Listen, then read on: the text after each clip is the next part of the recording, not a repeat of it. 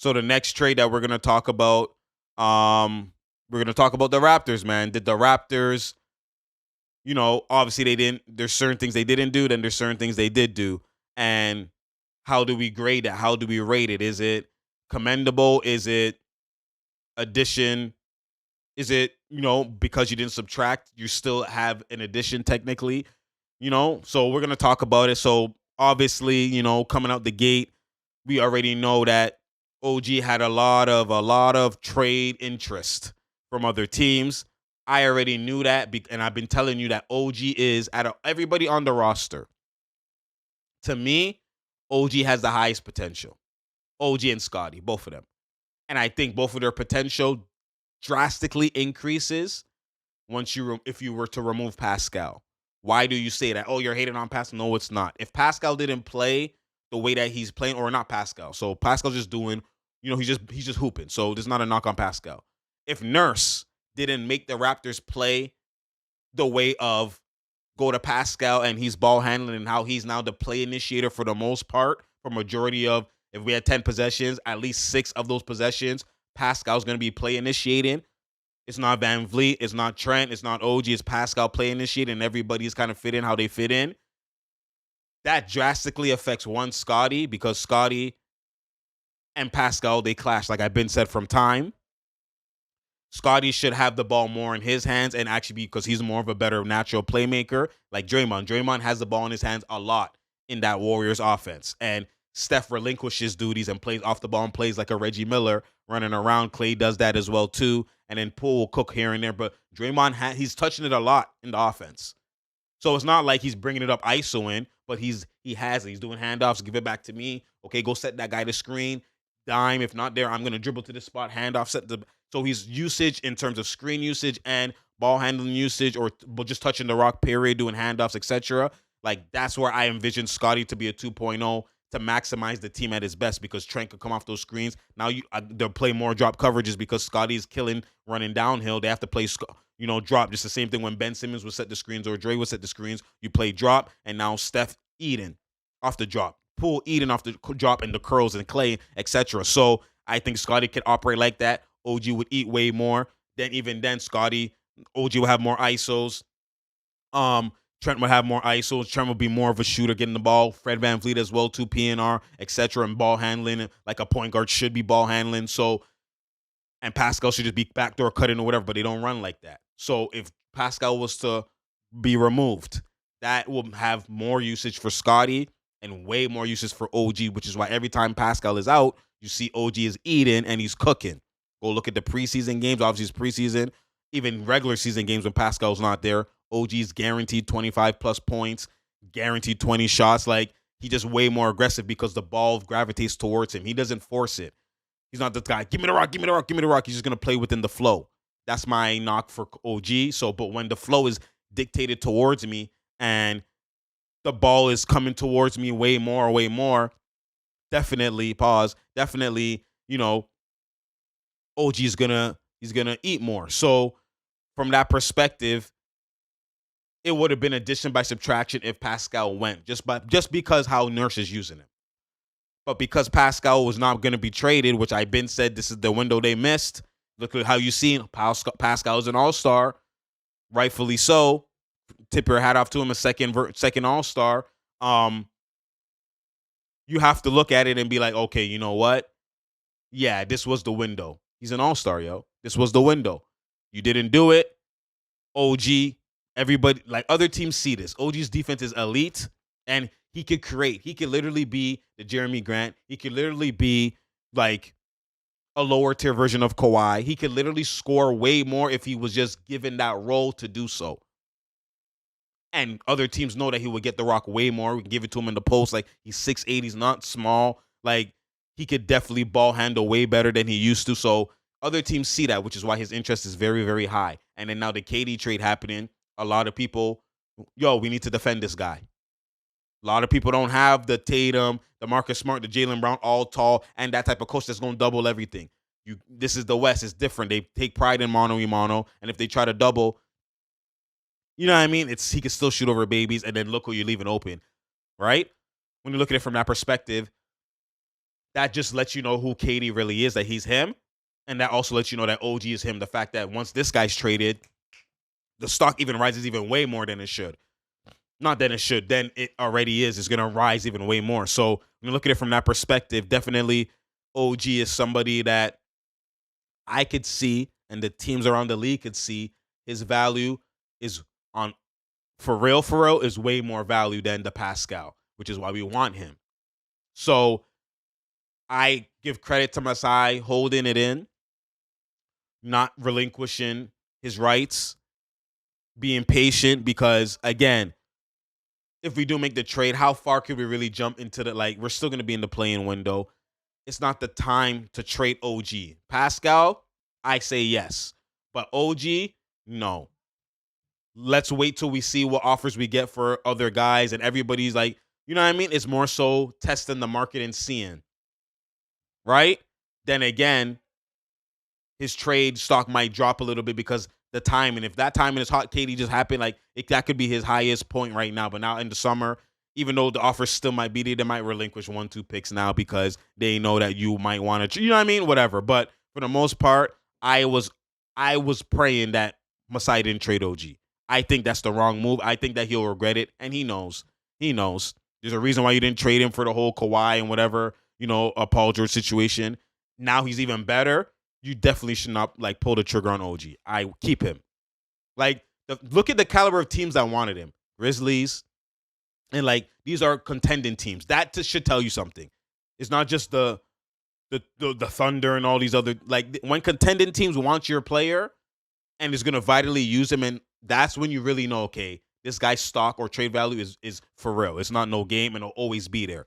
So I understand Masai not pulling the trigger, and I commend him, and I agree with him, and I was the one who's even was trying to push that. So thank goodness he didn't do that. So tip your hat off to Masai. Now, they made a trade for Pirtle. People are like, oh, Raptors need a big man, need a big man. I think that this trade is going to make more sense when another trade is made. So maybe in the summer, it's going to make more sense. Right now, it's not going to really do that much because Koloko was supposed to be the rim protector or whatever the case was. And I understand Pirtle is more of a rim protector in terms of verticality, more smarter, less foul trouble, et cetera, et cetera. But for the most part, when you look at it from that perspective, just looking at the fact that he's able to obviously protect the rim and he, verticality and stuff like that, he's been getting dunked on, whatever. But the fact that he keeps challenging and he's trying to protect the rim, and he does a good job. You already know how it was even with the Raptors. Great roller, could finish, stuff like that. That's going to drastically help the interior defense, which naturally will help the perimeter defense because now mans trust the backside defense that they're going to play full out defense. They're not going to be cautious. They're not going to be reluctant to get beat. They're going to play, and even if they get beat, they know that they can rotate and that the rim is protected. So obviously that does help that aspect. But then again, offensively, the Raptors already lack shooting. Pascal, Scottie, not great shooters. You add Precious, not great shooters. So their interior guys weren't great shooters, even though all they do, mainly they do score in the paint. Now you add a guy who scores in the paint, who can't shoot. You add a non-shooter to that. So let's say now they start Van Vliet, they put Trent to the bench, and they go OG, Pascal, Scottie, Pirtle. That's 3 non-shooters in the game. There's already spacing issues with Scottie and Pascal by themselves.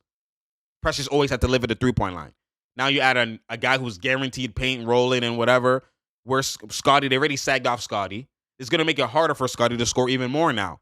You know what I'm saying? So this trade is going to benefit in some areas and is going to be horrendous in some areas. That's why I say this trade, people are happy about this trade. This trade is a chess piece trade where it's like, okay, we get this guy now, great. Now when we trade this guy's impact is gonna now we already have a big, so now we could trade who we need to trade. We don't need a big back. We could actually get shooters back because we have a big, and Koloko's already still there as well too. So now this helps the team in the future in terms of when a move is made, whether it's Pascal, Scottie, or whoever it is. So um that's where I'm like, it's not an immediate improvement in terms of just like drastically. It will be a immediate improvement in certain areas, but then in the future, it will turn into a drastic improvement after another trade is made. This is just the first domino in terms of solidifying a new version of this team, right? That Masai's obviously in the works of trying to do. So when you look at it from that perspective, I do rate the trade because I know what it means in the future. Right now, it's like a whatever trade, but again, you have to see past the right now. You have to see about you have to see the vision. So I see the vision. So definitely, I do rate this trade heavily. It's not like it's a bad trade. I just wish that at the moment in time they capitalized and traded Pascal and got your shooters from it. And boom, I promise you out the gate, this team would have went out running. If you have no Pascal, you have Scotty, and you have OG and Trent. Now they're gonna do more. Van Fleet gonna do way more. He's probably gonna re-sign now. Pirtle, now you have a big man. Then you can play Kalogo, don't matter. Like, cause now there's only one non-shooter, even though Scotty could play with one non-shooter. Just like Draymond has played with one non-shooter. Scotty can play with one non-shooter. But now when you have two non-shooters in the game alongside with me, that's three total. That's where it's like, it's just very tough. But if there was only Pirtle and Scotty's there, like, that's not going to be an issue for Scotty. He can shoot the mid. He's gonna be more comfortable in his bag more because one, he's gonna have the rock more. Just him having the rock more is gonna naturally improve his shooting. It's gonna naturally improve his confidence and his confidence to take it and comfortability and stuff like that. It's just when I'm the one who's the non-shooter and they're sagging off me and like they're sagging off him as well too, and I can't even struggle to go to the paint and like all I want to do is go to the paint, but I barely get it. Now you want me to shoot when I barely get it? Like, nah. If I have the ball way more, even if there was no shooters, I'm going to shoot more because I'm getting the ball more. So I'm going to be more comfortable, more rhythm. So anyways, I just think that I give a B plus for how the Raptors operated. I do like the trade. I like the trade a lot. It's just, again, it's not going to come to fruition right now. So we'll see how everything transpired. Again, credits to Pascal for being an all-star, a replacement for Jaylen Brown. So, you tip your hat off over there for the most part. And again, you give credit where credit is due. He's been having an impeccable season. Like I said, his individual's greatness season that he's had, career year season, is definitely great for him individually, which is why I said Raptors should capitalize on it in terms of the trade value. But it's just not translating to team success. And there's a reason. There's a clash in the style. This guy's going to eat individually because he has the ball in his hands all the time, but the team's not going to be at his best version of itself. You've seen that with Luka, which is why they had to make a trade. This guy individually is having a career year, but the team is mediocre because it comes in flows, it comes in waves. Because it's inconsistent, because they're not in rhythm, the shooters. Sometimes they're going to hit, sometimes they're going to be off, even though Luka's guaranteed because he has the ball every time. Pascal is more so guaranteed. He has the ball every time. And even then, the guaranteed is lesser than Luka's, but his takes, his passing, how he plays is guaranteed. This is why the shooters are inconsistent, because it's the rhythm. You're making rhythm shooters or scorers be shooters. That's never going to work unless, and it's rare, people see KD do it, Kyrie do it. Some of these scorers can also play as a shooter. It's very rare, which is why I'm like, when you see guys do that, you should be tipping your hat off. It's very rare. Not everyone could do that. Most scorers can't just be a shooter. It's impossible. But when they're scorers and they're getting the ball to score, they can be a shooter because the rhythm is there now. But you can't just make them be a shooter the whole time. This is the LeBron experiment that has been failed time and time again. You can't make Jordan Clarkson be a shooter. You can't make Rodney Hood be a shooter. You can't make Ingram be a shooter. You can't make Kuz be a shooter. Before you got there, they were killing and shooting because they weren't just shooting. They were shot creating. So now when you look at their three-point percentages, because some of it's step back threes, some of it's catch and shoot threes, yeah, they're shooting almost 40% and they look like they can be a shooter. But because they're ball handling, they're scoring. That's why their shooting is elite. Now take away their scoring and just make them be a shooter. It don't work like that. It don't work like that. Same thing with Jason Tatum. Same thing with Jaylen Brown. Like, it don't work like that. Now when I'm in my rhythm, now my shooting will be better. I can spot up more because I know I'm going to get it. So that's different. That's rhythm, guys. Rhythm. It's not on the stat sheet. Rhythm is a feeling. It comes from it's a mentality thing and a feel. I'm not confident. My rhythm is off. Like, I don't feel good. So when I shoot the rock, I don't feel the ball. Like, I don't feel it. If you hoop, like, the ball could feel different, and your hands even just shooting on the ball might be to the side a bit more. So even though the release might end up the same, the way you gathered it, it just feels off. So you're not shooting like, I'm going to hit that bitch. I'm going to hit that shit. You're not shooting it like that because the rhythm is off. J.R. Smith has talked about it. I don't even know if the ball is sweaty. My first shot, I'm in the corner. That's why I hit side backboard. Like, I don't even feel the ball. It feels like I'm just throwing the shit. Like, my arms aren't even loose with it. Like, you know what I'm saying? I'm not feeling it, pause. So, like, when you look at it from that perspective, like, that's rhythm. That's, like, what people don't, like, you can't just see it until you've seen the guy in a different role and you kind of can see him. You can know, okay, this guy, I know he's a scorer. You could just see it. The rhythm is off. Like, you could just see it. The naked eye can't see it. But if you hoop, you know what you're seeing. When you see a guy go 1 for 10, you could be like, the shots are coming to him, but he's just off. Like, he's not supposed to just be spotting. Like, then when he starts getting the bag, he goes down, he gets to the free throw line, gets a leg. Woo! You start seeing him hit, catch, and shoot now. Why? Why now? Because my rhythm is there. There's a diddy bop going on. I just had a great take. Woo! My step is going. I'm feeling nice. Woo! I feel jumpy. Now I'm confident. Now that same set shot, I'm going to hit that shit now. That's rhythm, y'all. That's the definition of rhythm. So, again, we'll see how, the Raptors look after this in terms of they should be playing tonight. We'll see how they look, how everything goes on, with Purtle, etc. But I don't think it's going to be too much different. So, again, more so it's the future. We'll see. This is a big summer for the Raptors. I don't care where they end up. If they make the play, if they do, whatever whatever happens this season is just more confirmation that you need to make a move. Right? The worst case scenario will be the Raptors getting bailed out, and all of a sudden they turn it around and they go to 7th seed, 8th seed, even 6th seed, or whatever seed they go to. Let's say Brooklyn starts dropping because Brooklyn's 4 right now or 5. They start dropping. Now some team has to replace them. Now the Raptors become 7th or whatever the case is. And even though they make the play, they make the playoffs, and their season turns around, they make it a 6-game series. That's gonna force Masai to be like, see, look, yo, I'm not changing nothing. I don't want that.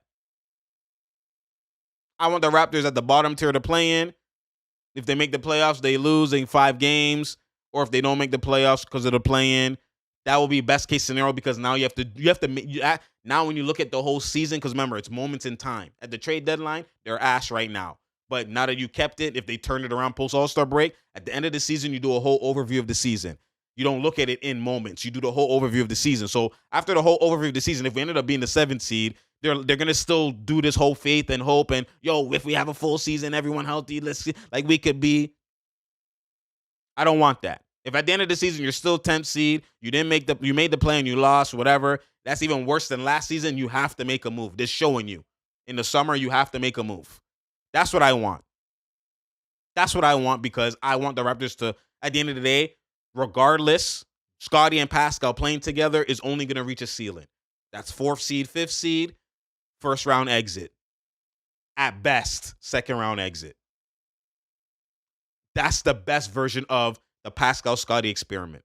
You remove one of them, preferably Pascal, that team will guaranteed be a top 4 seed, I think. And even if they're not top 4 seed or they're fit 4 seed, I think they can still go second round minimal and beyond because just that play style, like it's literally the Bucks version.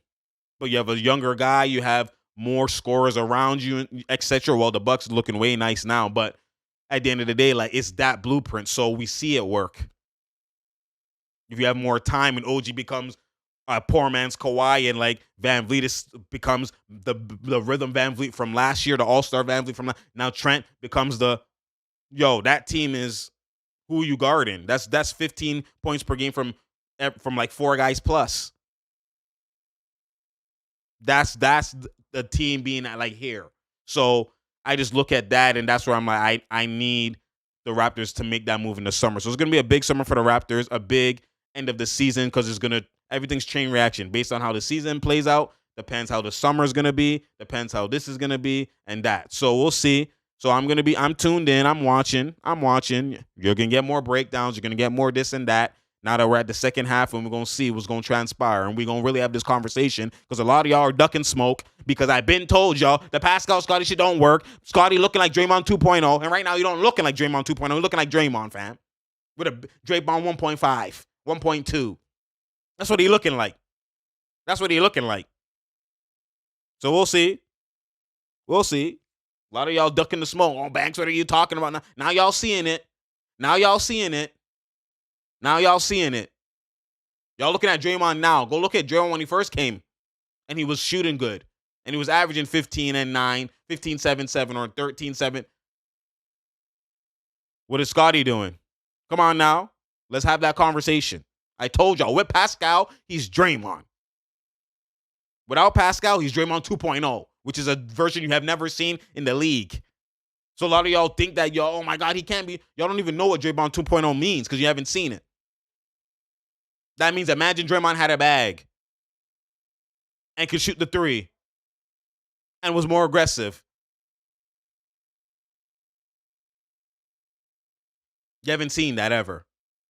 And that's what Scotty is. That's his potential. And that Draymond 2.0 is an elite player. That's what y'all aren't understanding. That's why when I say people think it's a knock, Draymond 2.0 is Draymond himself is already elite role player. Barely make mistakes, cover up man's mistakes, enable Steph to be off the ball handle. You do a bit of everything. Now imagine the bag was real though from that same guy. That's a superstar. Like, what are we talking about? If you were an elite role player at the 1.0 level, if you're a 2.0 level, that's a superstar. That's 20 and 10 and 7 minimum. That's superstar status. Like, what are we talking about? That's technically what Jokic is be doing. If you want to keep it a buck, other than the defense. So like a lot of these players are in that. You know what I'm saying? So anyways, we'll that's a different conversation. But again, we'll see how everything transpires. I do tip my hat off to Masai. Thank goodness you didn't pull the trigger. Now let's go on to the next one.